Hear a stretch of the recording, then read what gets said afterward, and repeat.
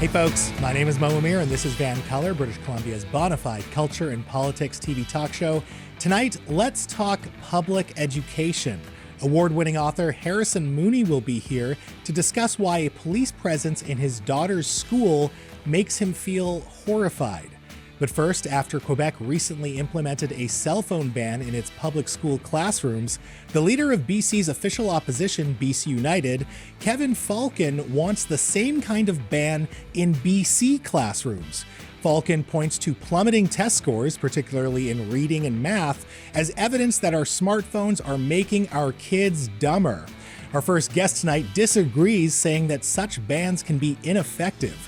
Beaming into the show, he's a recognized authority on media literacy, social media education, and digital trends. The founder of Mediated Reality, he is Jesse Miller. Jesse, hello. Hey Mo, how's it going? Oh, it's going great, man. But here's the thing. I have this toxic habit where I'll be watching TV at the end of the day, unwinding, trying to shut off my brain, and I'll find myself scrolling on my phone, the toxic double screening. And basically I'm being distracted from my distraction. And we know that smartphones are a distraction, even for me, a grown-ass man. It's why so many people get ticketed for distracted driving in BC. So doesn't banning cell phones in schools actually make kids more productive? Like, why are you against this proposed ban? Well, I like seeing what other parts of the world do when this conversation becomes a focal point. And we've seen school districts across the world focus on banning cell phones as far back as 2008, 2006.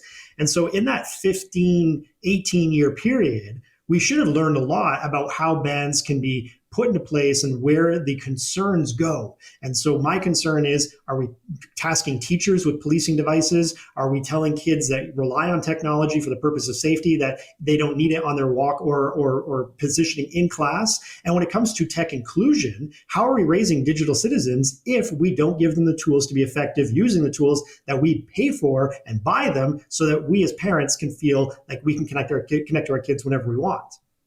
So were there any cell phone bans in schools that effectively failed or backfired?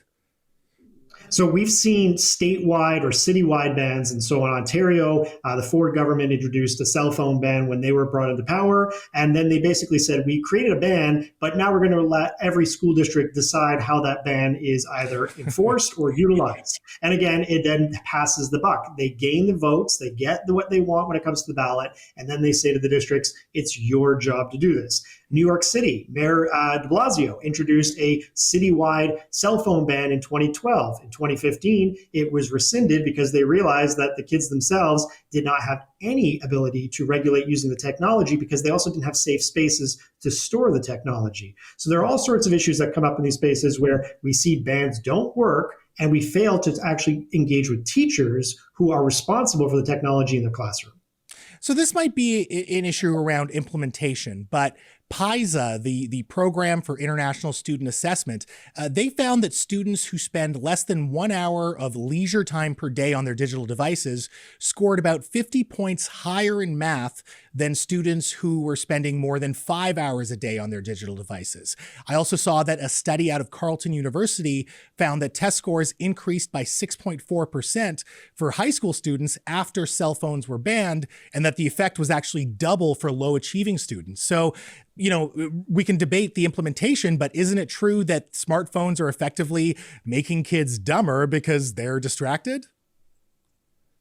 I think what it comes down to is you have to look at how the smartphones are used as a tool in our everyday. So if in our workplaces, we would see better employee engagement, or we would see better use of our technologies in the workplace as opposed to the personal devices we bring in, then we could extend it into that space.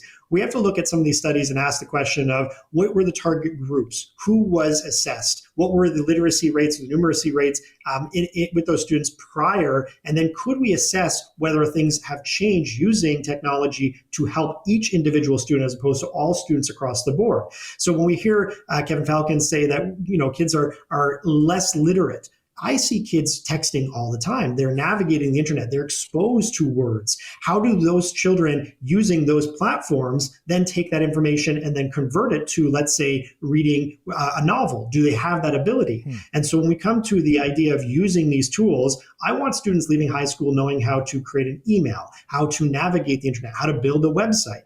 But if they don't have the tools at their disposal that they can bring from home, where do we then provide technologies that help them use those tools in the classroom and then pivot that information to the working or learning environments in post-secondary? So out of, say, like a computer class, like setting that aside, is there, I mean, give me an example of a function where a kid can have a phone in their classroom and it actually being an effective learning tool, again, outside of building a website or something related to media literacy?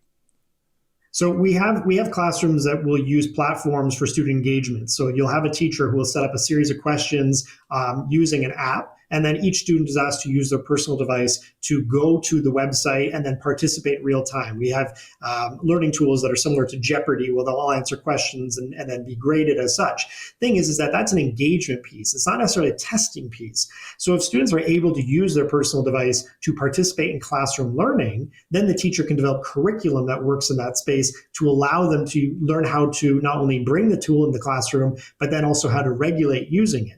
What we also see is students who are using things like gaming. And so gaming is a big part of where we see some people say gaming is a waste of time. But I've seen educators who look at what kids do with video games and say, well, how can we get them to conceptualize the game they play and then apply it to curriculum, whether it be mathematics, computer science, or art or design. And so there are a number of places where education technology does have success. It just requires an educator to help develop the curriculum, implement the curriculum, and then get parent buy-in to understand what the kids are doing with technology that they do bring from home.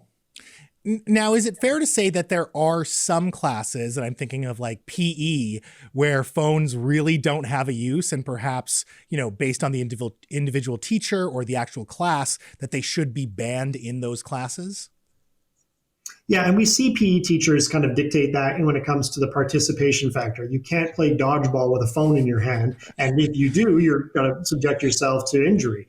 One of the things we have to keep in mind here is that we see this interesting contrast where kids actively put down their technology for the sports or extracurriculars that they're engaged in. You don't hear a lot of hockey coaches or volleyball coaches screaming at their players mid-game to put the device down because they are engaged, but they also have this structure of rules and expectations.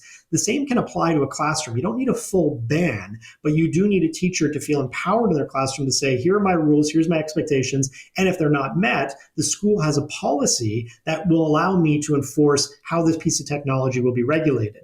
But here's the other part too, is that we hear kids all the time say things like, well, my coach yells at me, or my coach threatens me when it comes to the next thing that they want me doing. And it seems like they have this overarching power against them. But the thing is, when it comes to a teacher saying, hey, if I see that phone one more time, I'm taking it away, then we see the advocate parent march in and say, how dare you tell my child what to do with their device? But the coach gets a really significant pass in that space because for some reason, the priority of sport is deemed to be more important than the priority of maybe mathematics or reading.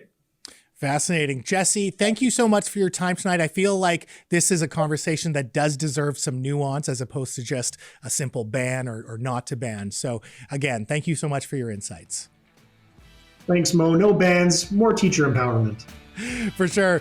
Folks, that was Jesse Miller of Mediated Reality, the go-to expert in BC on media literacy, social media education, and digital trends. Now, after some business, do cops in schools feel safer for your kids? One award-winning author doesn't think so. So let's talk about it up next.